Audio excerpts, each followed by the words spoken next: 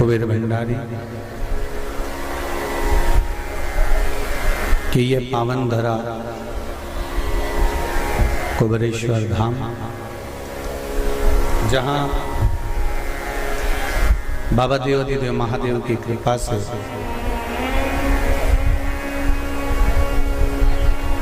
भगवान शिव की पुनित पावन शिव महापुराण की कथा संपूर्ण विश्व के कल्याण हेतु, संपूर्ण जगत के कल्याण हेतु श्रवण करने का ये पावन आनंदमय सौभाग्य है। श्रावण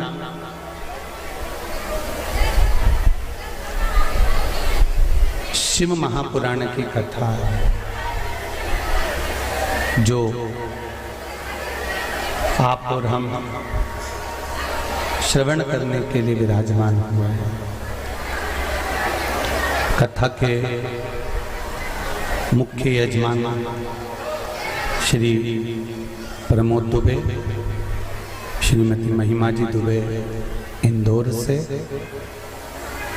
श्रीमती कल्पना राम किशोर जी बोरबन बैतूल से। बाबा देवाधिदेव महादेव की कृपा से पावन शिव महापुराण कथा के मुख्य यजमान का पद ग्रहण किया। बहुत बहुत साधुवाद, धन्यवाद श्री प्रमोद जी दुबे जी को और श्री राम किशोर बोरबन जी को, जो इंदौर और बैतूल से यहाँ पधार कर श्रावण के महीने की ये प्रथम श्रावण शिव महापुराण की कथा को श्रवण करा रहे हैं और संपूर्ण विश्व का कल्याण कर रहे हैं।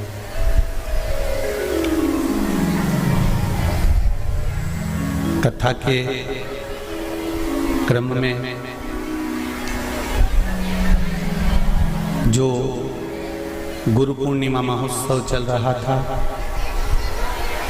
उस गुरु पूर्णिमा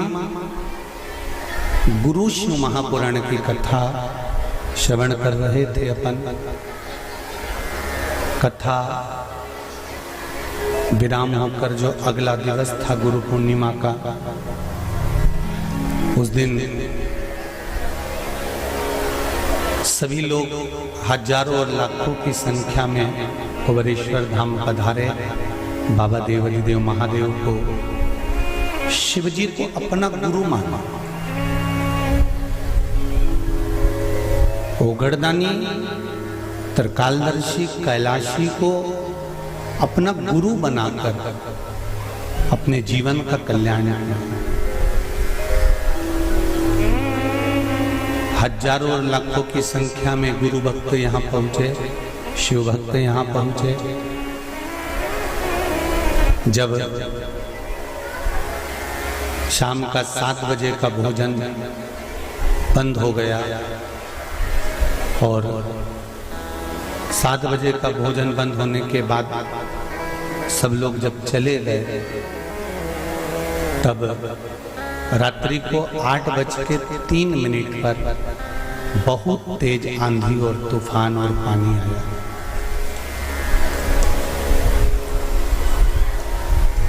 बिजली की रफ्तार भी उतनी तेज थी, पानी की रफ्तार भी उतनी तेज थी और हवा की रफ्तार भी उतनी तेज थी।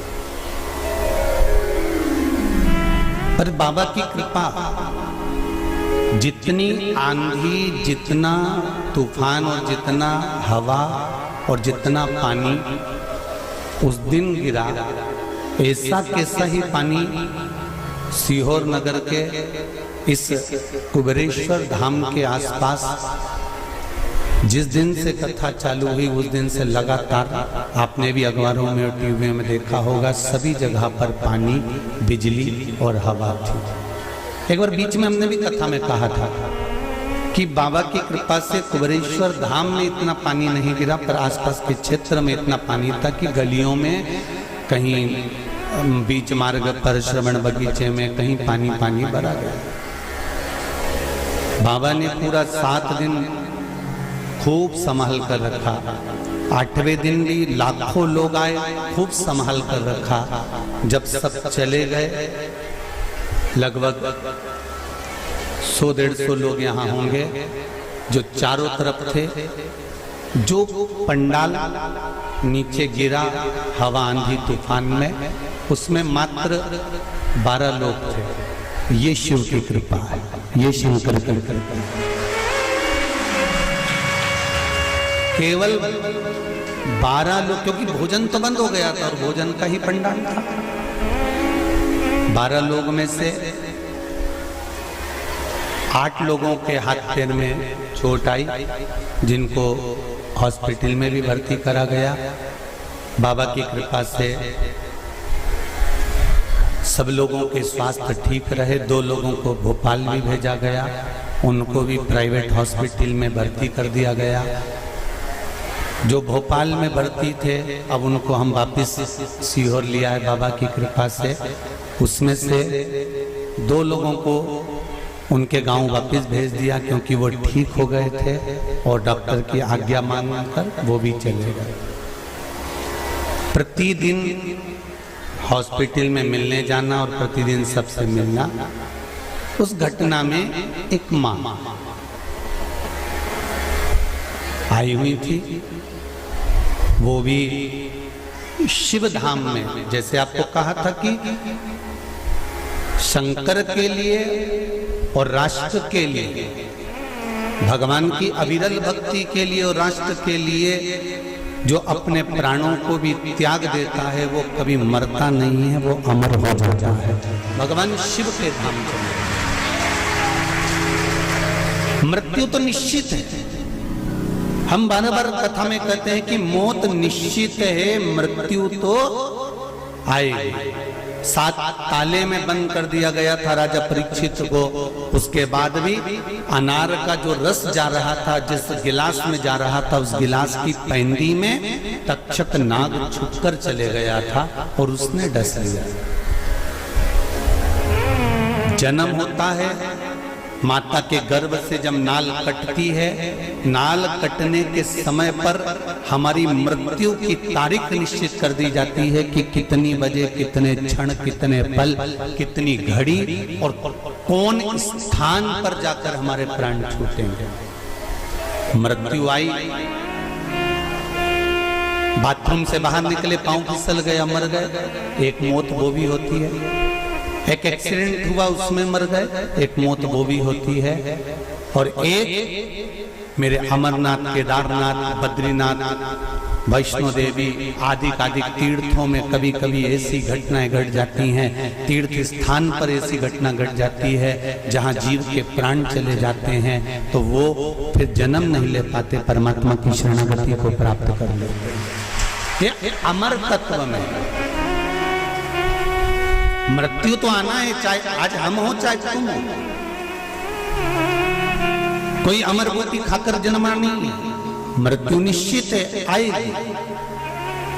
पर भगवान का भजन करते करते, राम नाम, कृष्ण नाम, शिव नाम लेते लेते हमारे प्राण जब जाएं, भगवान की अविरल भक्ति में जब हमारे प्राण जाएं, तो समझ लो कि ये भगवान की हमको दिया गया अंतिम जन्म है। और इस जन्म के बाद अब हमारा कोई जन्म नहीं, अब हम उस परमात्मा की शरणागति में जाकर पहुंच गए।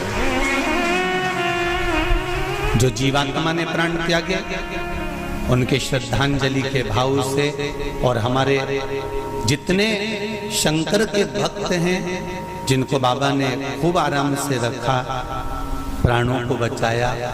जरा विचार करिए, जो आंधी और तूफान 8:03 पर आया, वही आंधी और तूफान दिन में आ जाता तो कितने लाखों लोग थे।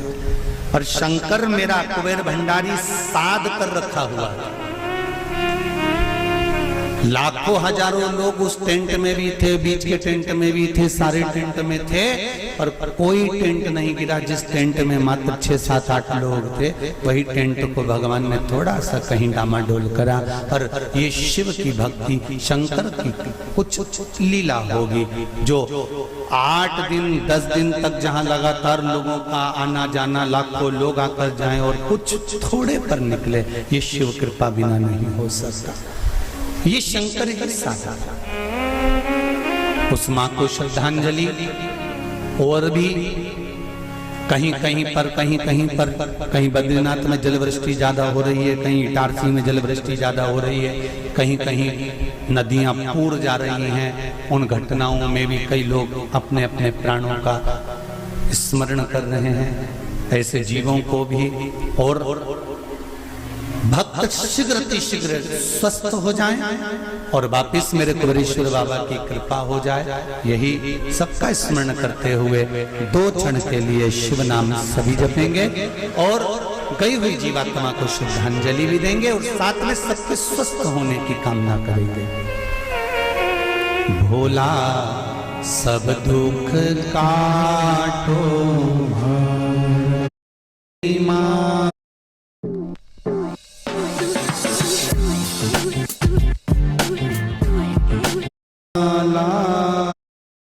श्री शिवाय नमस्तुभ्यं। श्री शिवाय नमस्तुभ्यं। श्री शिवाय नमस्तुभ्यं। भगवान ओगड़दानी, त्रिकालदर्शी, कैलाशी, अविनाशी शिव, भूत भावन, जिनकी पावन कथा का रसतत्व हम ग्रहण कर रहे हैं।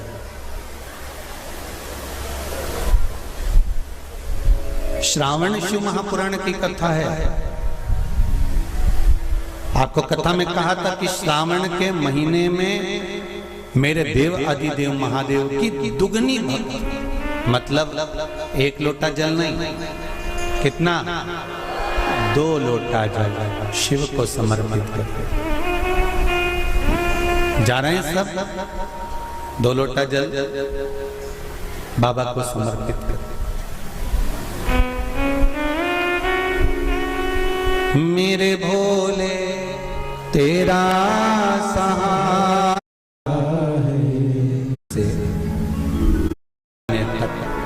जिसको हमारे यहाँ चतुर्मास कहा।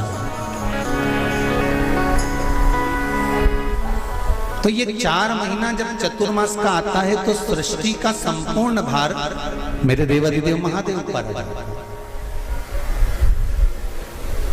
और देवादिदेव महादेव पर जब सृष्टि का भार आता है तो केवल अकेले महादेव इस भार को नहीं उठाता था। इस भार को उठाने के लिए गंगा और माता पार्वती भी उनके नजदीक में आकर खड़ी हो जाती।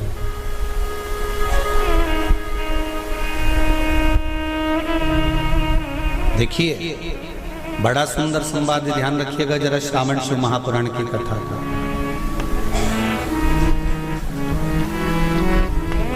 केवल एक पुरुष का कार्य नहीं है परिवार का भार उठाने का। केवल एक पुरुष का भार कर्तव्य नहीं कि परिवार का भार केवल पुरुष उठाए। शिव महापुराण की कथा कहती है कि धर्म पत्नी जो होती है, जिसको धर्म की ध्वजा कहा जाता है, धर्म पत्नी जो होती है ये पति के साथ मिलकर आधा भार अपने माथे पर लेकर चलती है, उसको धर्म पत्नी कहते हैं, जो भार तत्व को ग्रहण कर कर चलती है। केवल पति नहीं, केवल पति नहीं, धर्म पत्नी भी भार ग्रहण करते चलती। शंभु शरणे पड़ी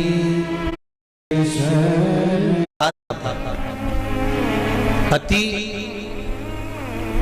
दुकान पर जाकर, नौकरी पर जाकर, व्यापार करने पर जो कमा कर लाता है उसका भार जो कमा कर लाया उसके माध्यम से धन से घर का थोड़ा भार कम हो जाता। ये तो हुई कमाई से। अब शिव महापुराण की कथा कहती है कि पत्नी आधे भार को कैसे कम कर देते थे। तो कहा धर्म पत्नी आधे भार को ऐसे कम कर देती है कि वो घर में रहकर बच्चों का देख रेख कर कर, आए हुए अतिथिगण का सम्मान कर कर, भजन कर कर, कीर्तन कर कर, पुण्य कर कर, सत्कर्म कर कर, मंत्र जाप कर कर, नाम जाप कर कर, जो भगवत स्मरण में डूब कर जितना पुण्य अर्जित करती है धर्मपत्नी, उसमें से आधा पुण्य अपने पति के खाते में देती चली जाती है उस भार को उठाने के लिए।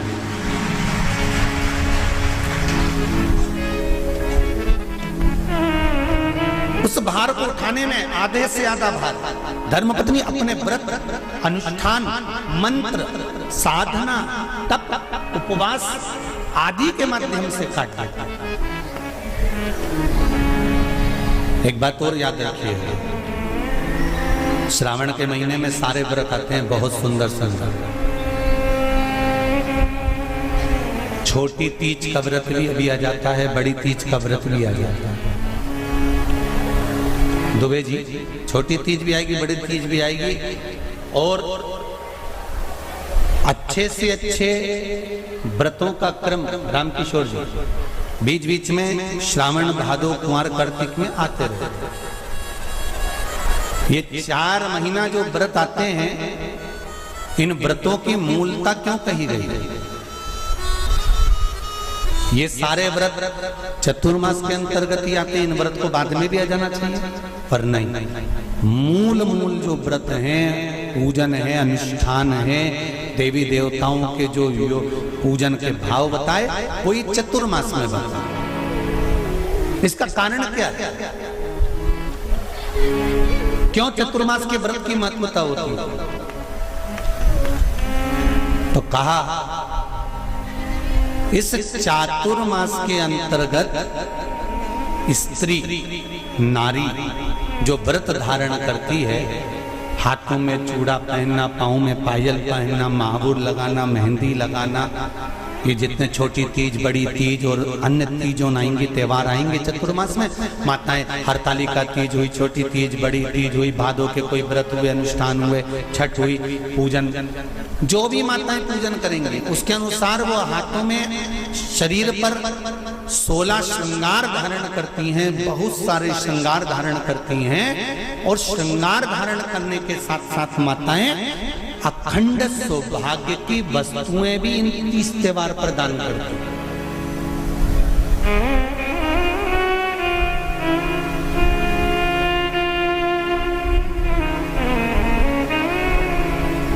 जो अखंड सौभाग्य की सूचक, जो अखंड सौभाग्य की वस्तुएं वो देने का प्रयास करते हैं, दान। क्यों जीजियो, एक बात बताओ, जितने भी माताएं कथा सुन रही हैं और जितने फेसबुक यूट्यूब पर सुन रहे हैं और जितने आस्था चैनल पर सुन रहे हैं, श्रावण के महीने की श्रावण शिव महापुराण की कथा सुन रहे हैं, एक बात दिल से बताना, जितनी सौभाग्यवती माताएं होती हैं, ये संक्रांति पर भी 13 चीजें दान करती हैं, 14 चीजें दान करती हैं। बीच में कोई 16 सोमवार का उद्यापन करेंगी तो भी सुहाग की सामग्री देंगी, उद्यापन करेंगी तो भी सुहाग की सामग्री देंगी, कोई कार्य करेंगी तो भी सौभाग्य की सामग्री देंगी। सौभाग्य की सामग्री का दान क्यों किया जाता है? सौभाग्य सूचक वस्तुओं का दान क्यों किया जाता है? सौभाग्य की वस्तुएं क्यों प्रदान करी जाती है, क्यों दी जाती है? उसका कारण क्या है?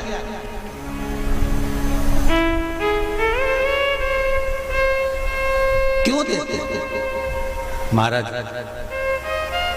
भारत की भूमि की सौभाग्यवती माताओं का एक मन की अभिलाषा रहती है, भारत की भूमि की माताओं की एक अभिलाषा रहती है कि जब उसके प्राण छूटे तो अखंड सौभाग्य धारण करके पति के कंधे पर और पुत्र के कंधे पर शमशान पर।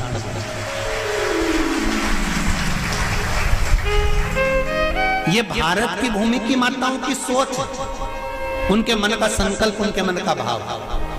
और विदेश की माताओं का क्या संकल्प होता है? महाराज, भारत का एक संत विदेश गया और भारत के संत जब विदेश गए तो वहां पर एक मां, एक स्त्री पति की कब्र के पास में बैठकर पंखा कर रही थी। भारत के संत को बड़ा दुख हुआ, देखो हमारे यहाँ की माताएं तो पति के साथ सती हो जाती हैं, हमारे भारत की भूमि की माताएं तो पति के साथ सती हो जाती हैं, पर ये तो विदेश की माताएं तो भारत की माता से भी बढ़कर है कि पति मर गया, कब्र के अंदर है तो भी पंखा कर रही हैं। ये तो इनसे भी बड़ी है, भारत की माता से भी बड़ी ये विदेश की माता। तो भारत के संत से रहा नहीं गया और भारत के संत ने जाकर पूछ लिया विदेश की माता से, माँ जी एक बात बताओ, हमारे यहाँ पति के साथ पत्नी सती हो जाती है, वो प्रथम गिनती में आती है, पर तुम तो उससे भी बड़ी हो कि पति मर गया उसके बाद भी उसकी कब्र को पंखा कर रही हो। इतने में विदेश की माता ने कहा, मैं पति को पंखा नहीं कर रही, हमारे यहाँ नियम है जब तक पति की कब्र नहीं सूख जाए हम दूसरी शादी नहीं कर सकते, इसलिए पंखे से सुखा रहा।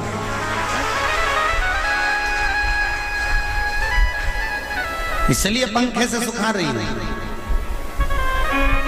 मेरे भारत की माताओं में और विदेश की माताओं में अंतर है साहब। मेरे भारत की माताएं अखंड सौभाग्य की वस्तुएं धारण कर कर अपने आप को गौरवान्वितता महसूस करती हैं और विदेश की माताएं ये सब वस्तुएं उतार कर गौरवान्वितता महसूस करती हैं।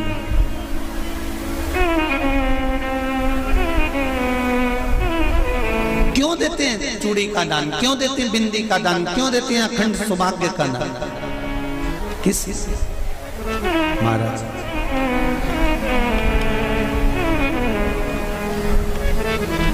मेरे हाथों में भर भर के चूड़ी रहे, चमकती चूनर मेरी मांगों में नहीं, मेरे नहीं।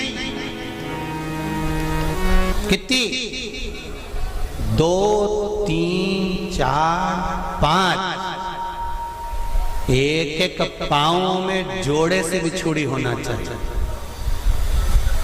केवल एक नहीं, सिंगल नहीं। वो तो आजकल का फैशन हो गया महाराज, जो केवल एक बिछुड़ी धारण कर लो उसी में फैशन दिखे। श्रावण की शिव महापुराण की कथा कहती है जब बेटी को विदा करा जाता है और पहली बार बेटी के पांव में जब बिछुड़ी डाली जाती है तो वो बिछुड़ी भी अलग अलग नहीं होती, उस बिछुड़ी के जोड़ को चेन से एक दूसरे से बंधा हुआ होता। बोला सही है कि गलत है?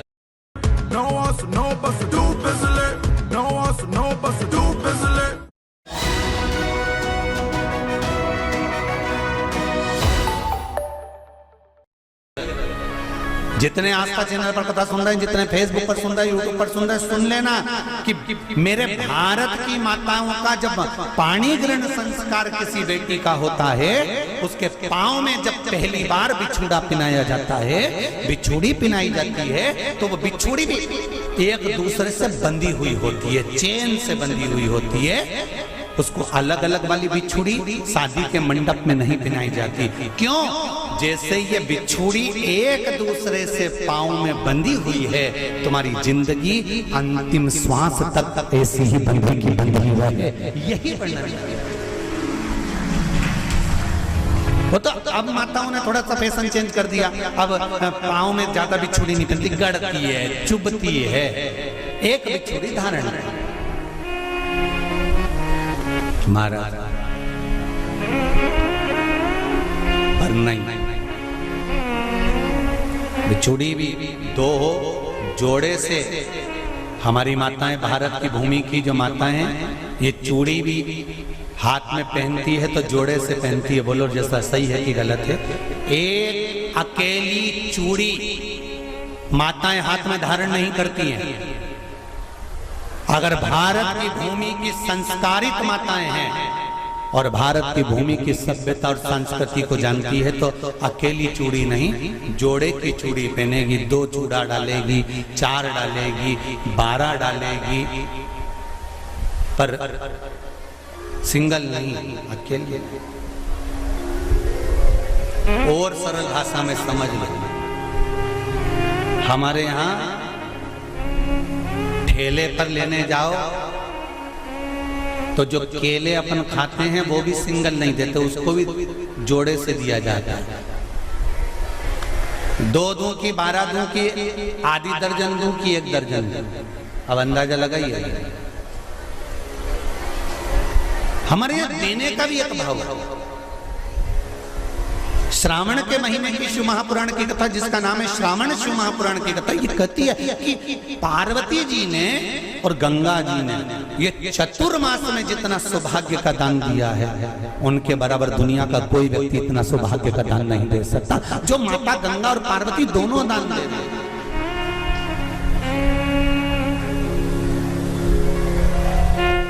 प्रतिदिन दे रहे हैं।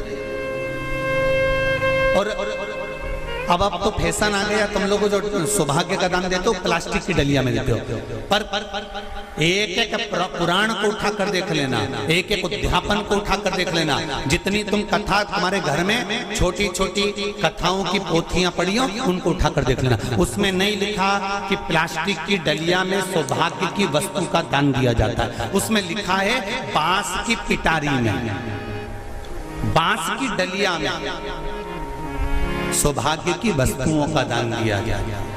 क्यों? क्योंकि बांस वंश की वृद्धि करता है, बांस सौभाग्य की वृद्धि करता है, और बांस अखंड सौभाग्य। जैसे बांस का पौधा बढ़ते चले जाता है, बढ़ते चले जाता है, उसी तरह बांस की डलिया में जब दान दिया जाता है, बांस की टोकनी में जब दान दिया जाता है, तो ये भाव रखा जाता है कि तुम्हारा सौभाग्य ऐसे ही बढ़ता रहे। पर अब थोड़ा सा फैशन चेंज हो गया, तो प्लास्टिक की डलिया, पर प्लास्टिक की नहीं। महाराज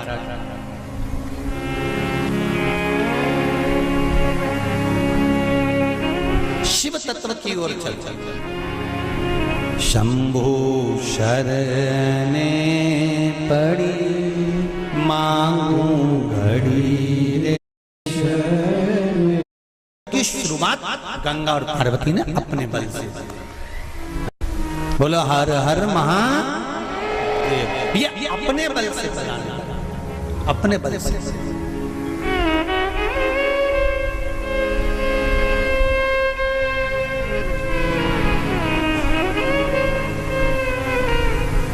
एक बार बाबा देवाधिदेव महादेव भगवान शंकर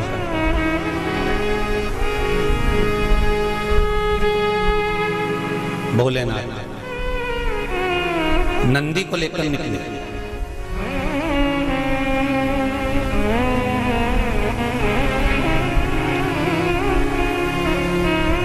और नंदी को लेकर जब भोलेनाथ जी चले,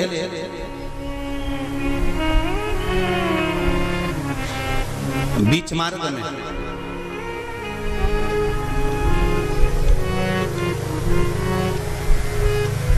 जिस चंचुला देवी का पति बिंदुक के प्राण छूटे थे,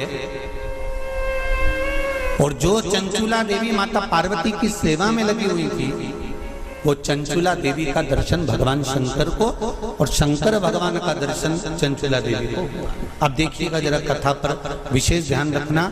श्रावण महीने की शिव महापुराण की कथा कह रही है कि नारी का अखंड सौभाग्य कैसे रह सकता है।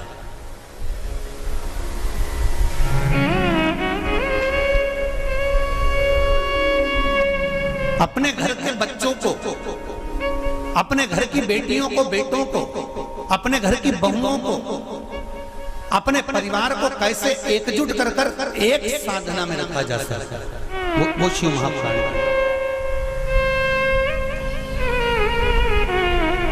महाराज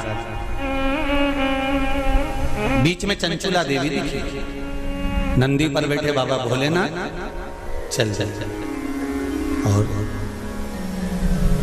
आराम से देवाधिदेव महादेव जा रहे थे। नंदी अलमस्त होकर चल रहे थे, हाथ में बाबा के त्रिशूल त्रिपुंड, मस्तक पर भस्म रमाए हुए, जटा जूट बांधे हुए, मस्तक पर सुंदर चंद्रमा है और गंगा की धार बहते बहते देवाधिदेव महादेव चंचुला के सामने आ गए। चंचुला वो जिसका पति बिंदु प्रेत योनि में पड़ा हुआ था और बेदब्य था, उस चंचुला ने धारण कर रखी थी, उसका पति जीवित नहीं था।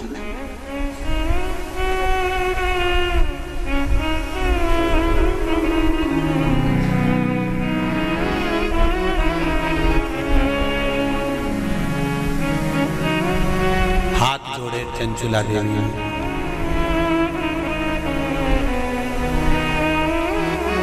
और निवेदन करा, महाराज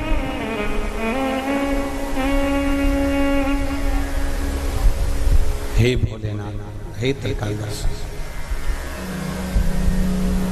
हे शिव, अरे वो काशी रेवण वाले की, उज्जैन रहने वाले की जय हो ना, घर में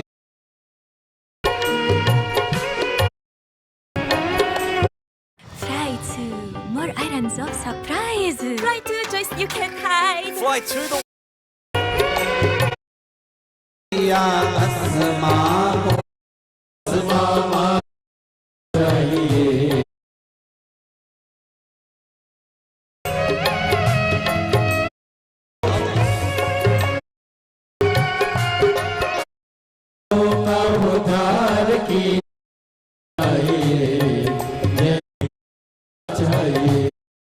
उसकी कृपा बिना संसार में कोई कार्य नहीं। मूल मंत्र का स्मरण करेंगे। बाबा देवाधिदेव महादेव से प्रार्थना करेंगे कि हे भोले बाबा, हे शंभु बाबा, हे कैलाशी, हे अविनाशी, हे ओघड़दाना, हमारे मन के मनोरथ को पूर्ण करें। श्री शिवाय नमस्तुभ्यं, श्री शिवाय नमस्तुभ्यं, श्री शिवाय नमस्तुभ्यं। शिव महापुराण का ये मूल मंत्र है। शंकर भगवान की पुराण तुम्हारे सम्मुख में है, भले आस्था चैनल पर कथा सुन रहे हो, फेसबुक यूट्यूब पर सुन रहे हो, चाहे एक वरेश्वर बाबा की पावन धरा पर ऑनलाइन शिव महापुराण की कथा को श्रवण कर, जहां बैठकर सुन रहे हो वहां दिल से बाबा से अपने मन की बात इस मंत्र को बोलने के बाद अवश्य कह लेना चाहिए, उससे विनती अवश्य करना चाहिए। तेरा ही दिया मैंने शुक्रिया, तलवार के घाव को सुई पर निकाल देता है वो मेरा शंकर ही हो सकता है, इसके सिवाय कोई दूसरा नहीं।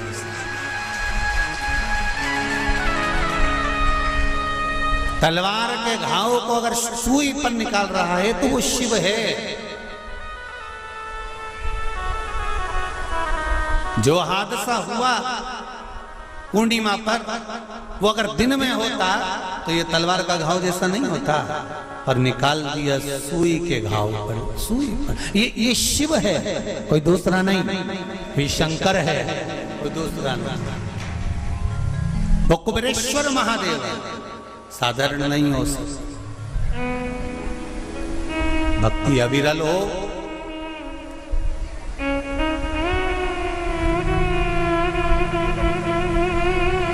चारों तरफ लोगों ने कह दिया, कोई कहे 50 चले गए, कोई के 20 चले गए, कोई के 40 चले गए, कोई कहे ऐसा हो गया, कोई कहे वैसा हो गया, पर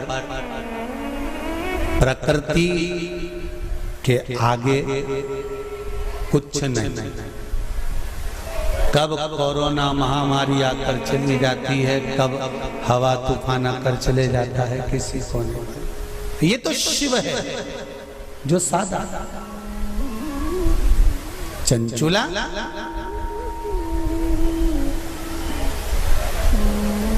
आपने मेरा मार्ग क्यों रोक दिया? भगवान देवादिदेव महादेव ने पूछा।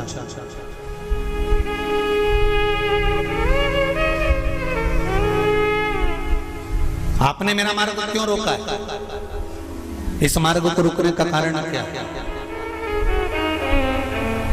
किस लिए रोका है? चंचुला देवी की आंख में जल भरा हुआ।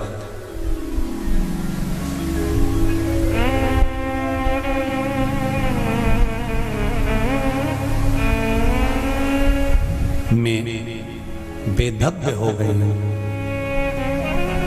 चंचुला देवी कहती हैं, मेरे पति के धाम को मुझे वापस जाना है।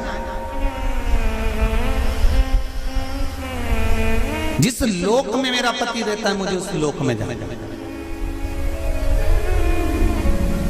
शंकर भगवान ने एक बात बड़ी सुंदर कही चंचुला देवी को, आपको मालूम है? चंचुला,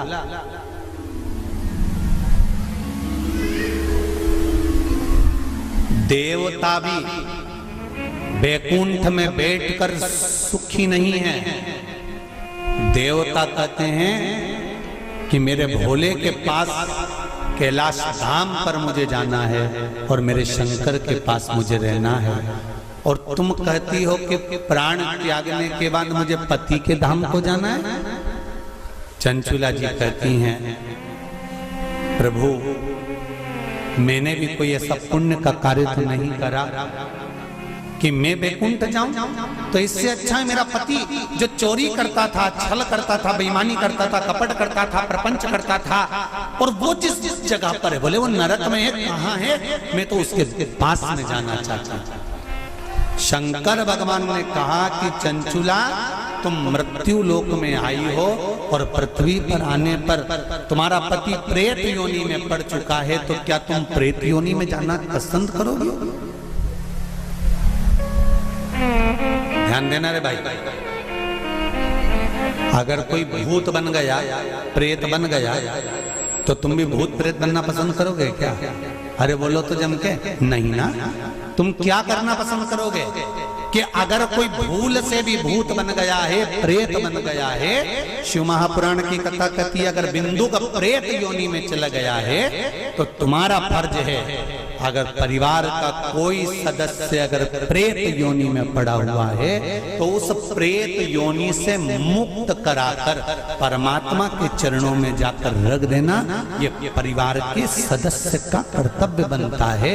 इसलिए चंचुला देवी, तुम्हारा पति प्रेत योनि में है, तुम प्रेत योनि में जाने का विचार मत करो। चंचुला देवी, तुम तो एक काम करो कि वो पति प्रेत योनि से छूट जाए, उसके लिए क्या करा जाए वो विचार करा जाए। जैसे श्रीमद् भागवत कथा में आता है, आत्मदेव नाम का ब्राह्मण जिसके घर में संतान नहीं, पुत्र हुआ, धुंधकारी नाम रखा, सखी के घर से लेकर।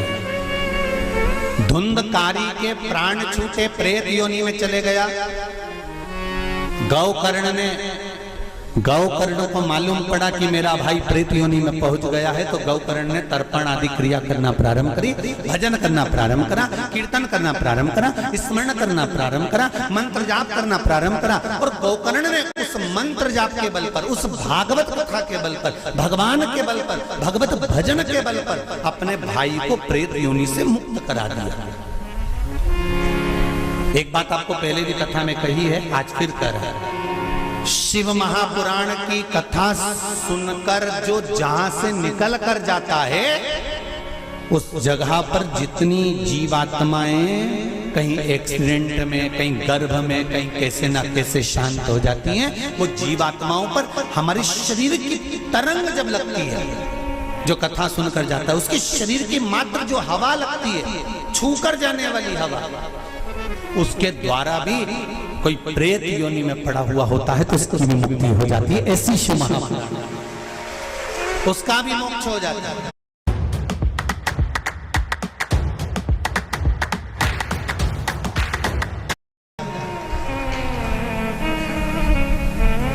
इसीलिए ऋण मुक्तेश्वर महादेव मंदिर उज्जैनी में लिखा हुआ है कि शिव महापुराण एक पीढ़ी को या 7 पीढ़ी को नहीं तारती। शिव महापुराण की कथा 71 पीढ़ी को तार देती है। वो शंकर की पावन कथा है, ये साधारण नहीं। शिव महापुराण की कथा सुनकर जाते जाते जाते जाते जिस मार्ग में जितने जीव हैं उनका कल्याण।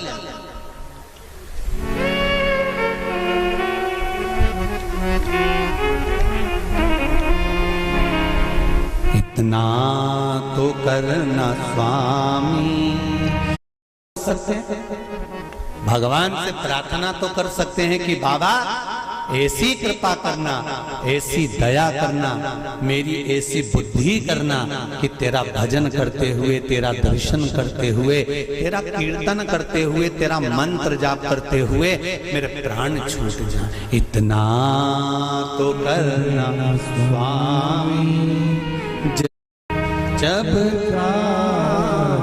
कीर्तन करते करते, तेरी कथा श्रवण करते करते, दान पुण्य सत्कर्म करते करते, तीर्थ आदि करते करते, गंगा का स्नान, यमुना का स्नान, सरयू का स्नान करते करते, सारी पुरियों का स्नान करते, पूजन करते करते मेरे प्राण तेज में समा जाए। इससे बढ़कर कोई सुख जीवन का नहीं हो सकता, इससे बढ़कर कोई आनंद नहीं हो सकता।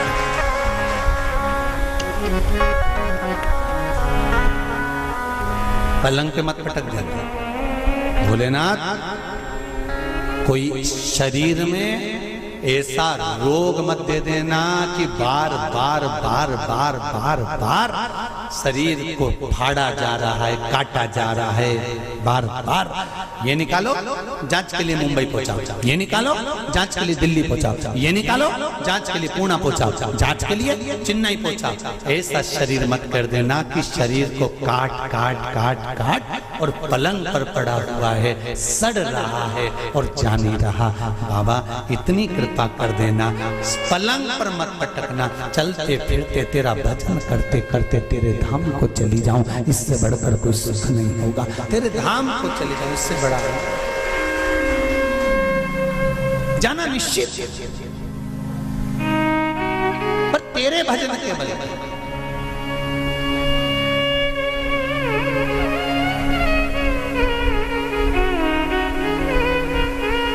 महाराज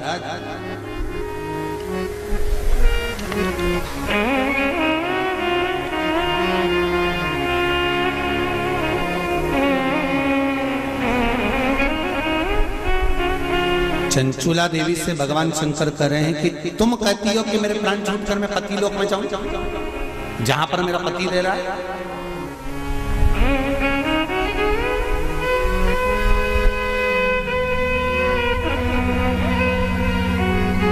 फिर ध्यान दो, इसको और सरल तरीके से समझ लो। पति मदिरा की दुकान पर बैठ रहा है और पत्नी अपनी सास से कह दे मैं तो वही रहूंगी जहां मेरा पति रह गया है। जम के तो बोलो जरा, जहां मेरा पति रह रहा मैं तो रहूंगा। पति मदिरा की दुकान पर बैठा है, मदिरा का नशा कर रहा है, तो क्या पत्नी वहां जाकर नशा करेगी? अरे बोलो जम के, नहीं। शिव महापुराण का ये संवाद याद रखना। शंकर भगवान चंचुला देवी से कह रहे हैं पति के लोक नहीं, पति अगर प्रेत योनि में पड़ा है तो उस योनि से छुड़ाकर शिव लोक में पति को लेकर आ और खुद भी शंकर की शरणागति ग्रहण कर ले। पत्नी धर्म पत्नी वो होती है, धर्म पत्नी वो होती है।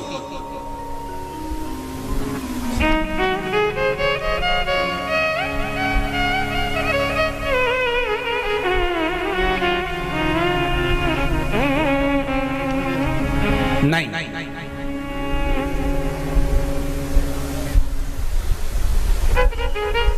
तुम अगर मदिरा की दुकान पे बैठोगे तो मैं भी बैठूंगा, तुम जुआ खेलोगे तो मैं भी खेलूंगी, तुम वेश्यावृत्ति करोगे तो मैं भी करूंगा। ये धर्म पत्नी का तरीका नहीं है। धर्म पत्नी का तरीका है कि पति अगर मदिरा की दुकान पर बैठा है तो तू कुछ ऐसा कर्म कर जिसके बल पर तेरा पति मदिरा की दुकान छोड़ दे, वो अलग मदिरा पीना ही छोड़ दे, वहां से छुड़ाकर अच्छे कर्म की ओर।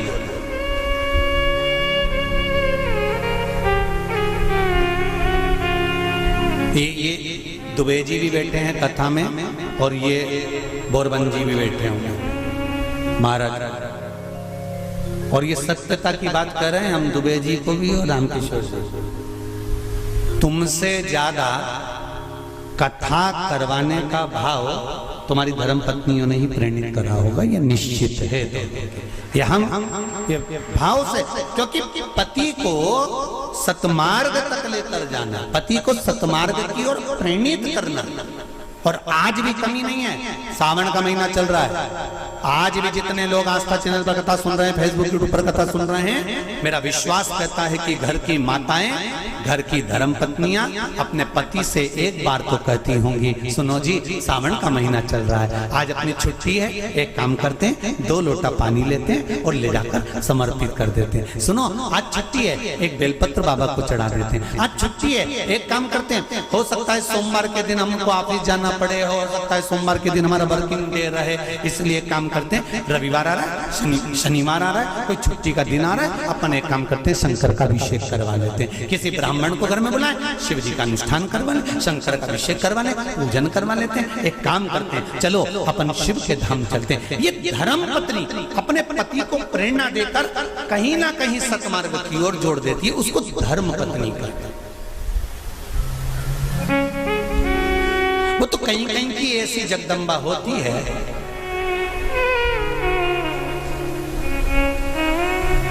पति अगर गलत भी करता है ना तो वो कभी नहीं कहती कि तुमने गलत काम करता रहा, क्योंकि वो सोचती नहीं है ना, वो तो अच्छा है। मेरे माता पिता ने शादी कर दी तुम्हारे साथ, तुम मदिरा की दुकान पर बैठे हो कि वेश्यावृत्ति कर रहे हो कि मांसाहार कर रहे हो कि क्या कर रहे हो, उसको कोई मतलब नहीं, वो तो लगी, उसे कोई मतलब नहीं कि ये कहां जा रहा है कि क्या कर रहा है, पर जो दिल से चाहता है। धर्म पत्नी अगर पति को हृदय से, उसका नाम ही धर्म पत्नी है, हमने पत्नी नहीं बोला, हम धर्म पत्नी करे, धर्म पत्नी होगी। पति अगर गलत कर रहा होगा तो उसको मार्ग से खींच कर लेकर,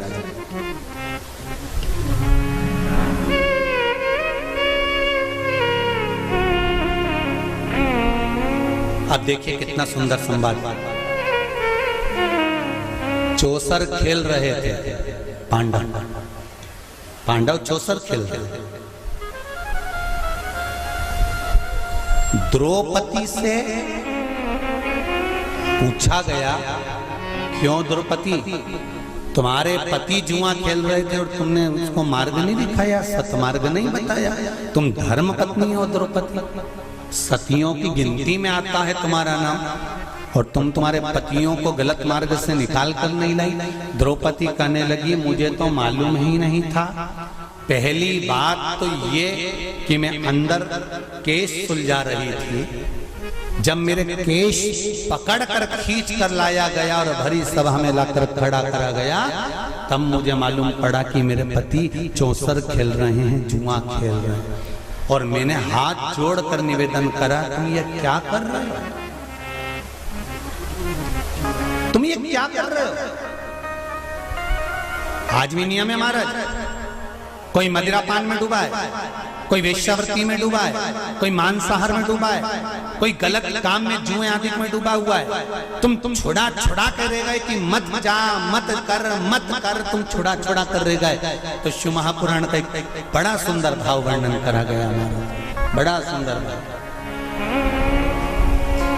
महाराज। शमी के 5 पत्ते, बेलपत्री के 5 पत्ते, बेर के 5 पत्ते। क्या क्या चीज है जरा जम के बोलो। शमी के 5 पत्ते, बेर के 5 पत्ते और बेलपत्री के 5 पत्ते। महाराज श्रावण महीने की दोनों अष्टमियों में से कोई भी अष्टमी, ये भी जरूरी नहीं है कि सोमवार की ही अष्टमी थी। श्रावण महीने की दोनों अष्टमियों में से कोई भी अष्टमी को बेर के पत्ते पर लाल चंदन, बेलपत्री के पत्ते पर पीला चंदन, शमी के पत्र पर केवल कोई चंदन लगाने की जरूरत नहीं, सादा केवल एकदम कुछ भी उसमें लगाकर नहीं, सिंपल। पहले लाल चंदन वाले पत्ते, फिर बेलपत्री के पत्ते, फिर शमी के पत्र शिवलिंग के ऊपर समर्पित कर कर उसको उठाकर वापस लाकर बेलपत्री के पेड़ के नीचे ही 1 लोटा जल समर्पित कर कर पहले पत्ते चढ़ा देंगे, फिर लोटा भर जल समर्पित कर देंगे। उसी चढ़े हुए पत्तों में से 5 बेलपत्र को लेकर अपने घर आ जाए और अवधूतेश्वर महादेव, कौन से महादेव? अवधूतेश्वर महादेव। ये अवधूतेश्वर महादेव कौन से हैं? आपको कथा में कई बार वर्णन करा गया है। शंकर भगवान को क्रोध आया, ब्रह्मा जी ने क्रोध को लिया, समुद्र में डाला। उस रूप को क्रोध का एक रूप था, क्योंकि जो मदिरा पान करने वाले होते हैं, व्यसन करने वाले होते हैं, गलत काम करने वाले होते हैं, इनको सुधार करे जाओ। जितना तुम समझाओगे ये उतना आग बबूला होंगे। तुम बच्चों से कहोगे गलत लड़के के साथ रह रहा मत रहे, तो और ज्यादा क्रोध करेगा, और चिड़चिड़ करेगा, और अपशब्द कहेगा। तो ये क्रोध को संयमित कर देगा। अवधूतेश्वर महादेव, अवधूतेश्वर महादेव का स्मरण कर 5 पत्तों को लेकर आइए। कुछ समय बाद जैसा जैसा समय की अनुकूलता मिले, आप किसी मदिरा का पान करने वाले या किसी व्यक्ति को वो पत्ते दोगे या प्रसाद के रूप में दो तो अच्छी बात है, नहीं तो उस पत्ते का थोड़ा थोड़ा भाग भी प्रतिदिन मात्र 21 दिन तक अगर थोड़ा थोड़ा भाग भी दे दिया जाए तो धीरे धीरे धीरे धीरे मदिरा पान, व्यसन, गलत आदतें छूटना प्रारंभ हो जाती है और वो शंकर की शरणागति ग्रहण करता है। महाराज शिव अर्चना, ये तो अभी अभी लोगों की थोड़ी सी सोच गलत हो गई। ये दुनिया के लोगों को ये तो मालूम नहीं है भगवान शंकर के लिए। हाँ, शंकर भगवान के पास में भांग रहती है, शंकर भगवान के पास में भांग रखी हुई होती है। शंकर भगवान का भांग का श्रृंगार होता है, क्योंकि उसको बूटी के रूप में, औषधि के रूप में लिया जाए। पर कोई कहे कि शंकर भगवान भांग का नशा करते हैं, तो ये संसार के लोगों को समझा देना कि शिव भांग का नशा, मेरा भोलेनाथ भांग का नशा नहीं करते, शिव नशा नहीं।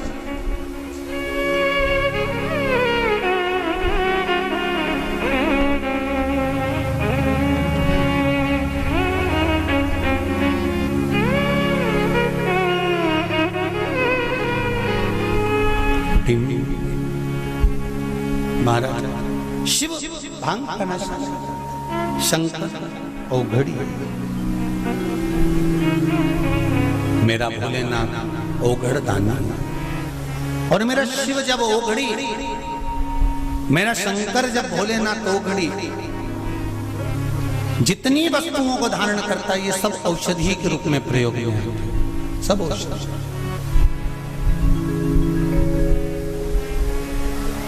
महाराज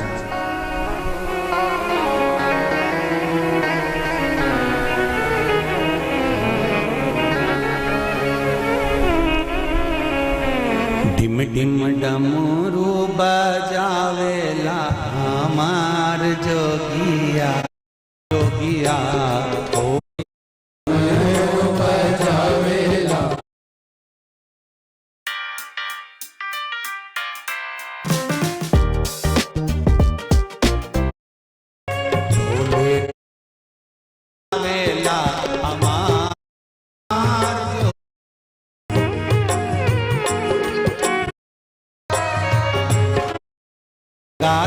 पार पार्वती के संग हमरो बचा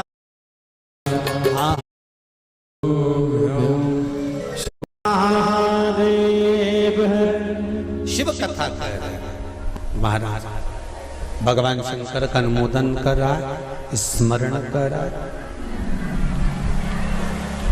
कथा कहती है यदि गलत मार्ग पर पति गया है तो उसको सत मार्ग पर लेकर आए।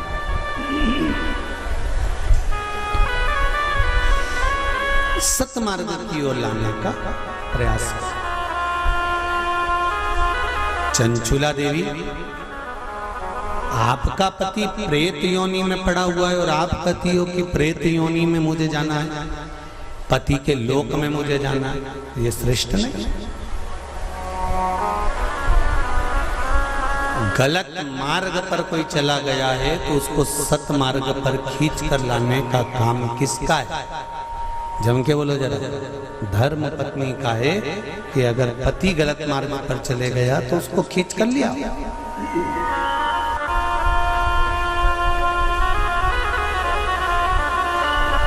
यदि पति गलत काम कर रहा है और पत्नी सोचे कि अब तो मैं भी गलत काम करूंगी तो इसमें श्रेष्ठता नहीं, उसमें श्रेष्ठता नहीं होना चाहिए।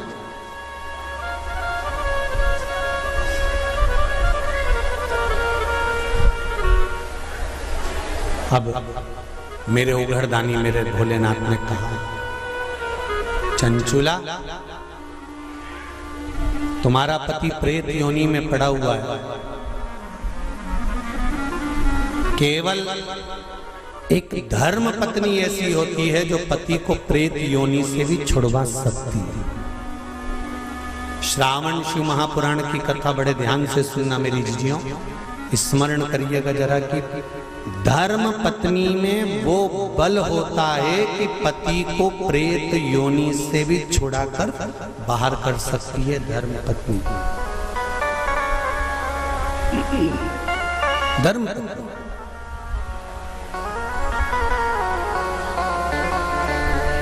अब चंचुला देवी ने पूछा, मैं क्या करूं?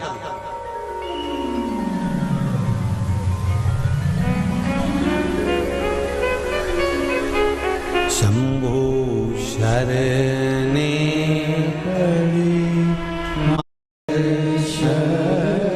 पति को प्रेत योनि से कैसे मुक्त किया जा सकता है? ध्यान से सुनना रे भाई। कई लोग कहते हैं कि श्राद्ध पक्ष आ गया, ये कर लेना चाहिए तो प्रेत योनि से मुक्ति हो जाएगी।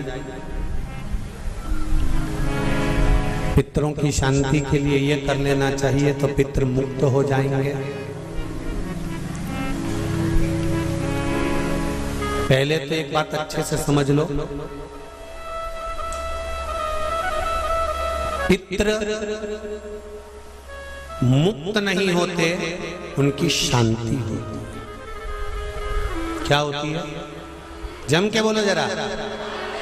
उनकी शांति होती है। जब आप किसी तीर्थ में स्नान कर रहे हो, जब आप किसी तीर्थ में हो, स्नान कर रहे हो, पुण्य कर रहे हो, सत्कर्म कर रहे हो, भजन कर रहे हो, कीर्तन कर रहे हो, मंत्र जाप कर रहे हो, तो उसका एक अंश, एक भाग हमारे पूर्वजों के खाते में, हमारे पितरों के खाते में जाता है,